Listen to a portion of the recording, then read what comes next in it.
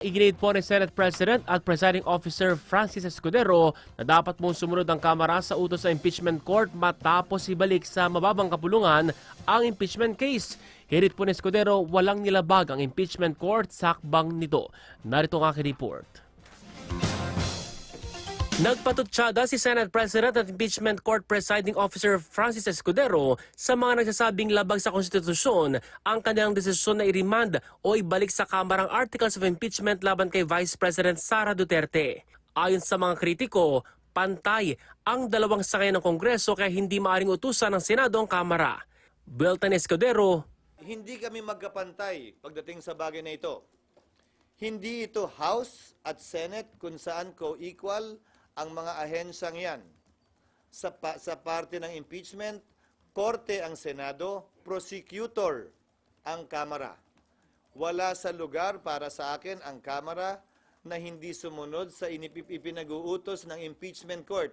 dismiyado naman si Deputy Minority Leader Impeachment Court Judge Risa Ontiveros sa naging hakbang ng Senado Martes ng gabi. Well, lumalabas na may ganung plano, whether how long ago it was or how recently it was,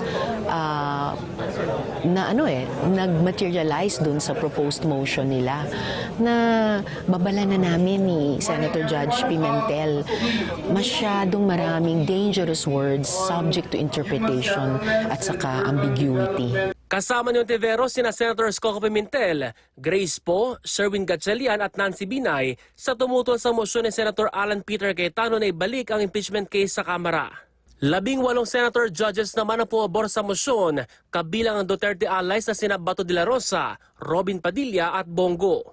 Sa kabila nito, pagtitiyak ni Ontiveros, I suppose kaming 5 na bumoto ng no na i-remand yung articles of impeachment sa House, gagawa pa rin kami ng mga hakbang para isulong ito, no? I-counteract yung pagpapaatras na sinusubukang gawin. Kung karapatan nila maghain ng motion pabor sa nasasakdal, karapatan din ng sino mang ayaw sa nasasakdal, wala akong binabanggit na pangalan, na maghain din ng motion, pero sa dulo, pagbobotohan yon.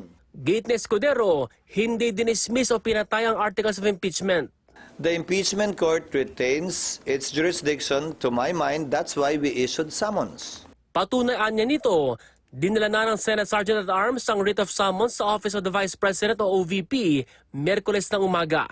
Inaatasan ng bise na sumagot sa loob ng 10 araw. May 5 araw naman ang House prosecution oras na matanggap nila ang sagot ng kampo ni Duterte. Ace Cruz, Newslight.